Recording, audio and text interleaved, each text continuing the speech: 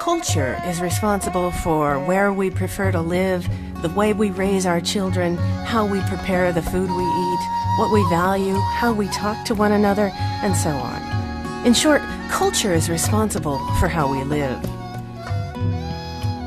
But because culture and its pervasiveness can be such an unwieldy concept, it's useful to think of cultures in some basic categories. One way of thinking about culture involves two basic categories, individualism and collectivism. This conceptualization uses a continuum based on the primary value of the individual versus the primary value of the group. Neither value is any better than the other. In fact, both exist to some degree in all cultures. Briefly stated, people in individualistic cultures are concerned more with the needs, goals, and interests of the individual than those of the group. People in collectivistic cultures are more concerned with the group's needs, goals, and interests than those of the individual. These basic orientations affect or determine our values, goals, aspirations, and most importantly, how we relate to other people in our lives.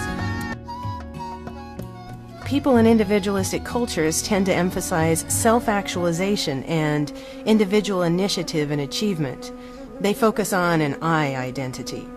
In individualistic cultures, people are supposed to look after themselves and their immediate families only.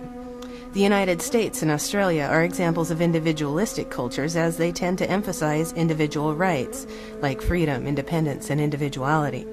They also emphasize equality, applying the same value standards universally.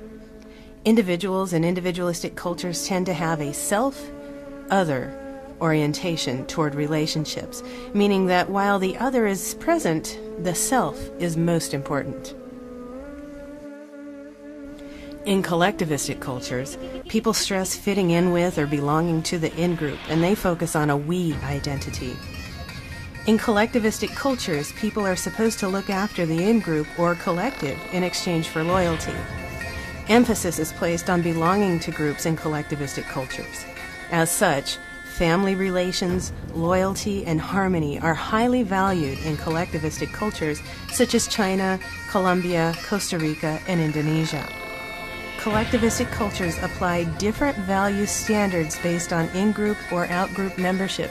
That is, they apply them particularistically.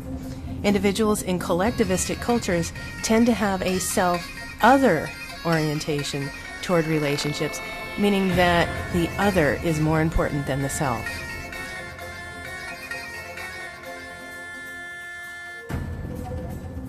Clearly, the concept of individualism versus collectivism does not explain all forms of cultural variation, but it's a starting point for understanding our own behavior and that of others.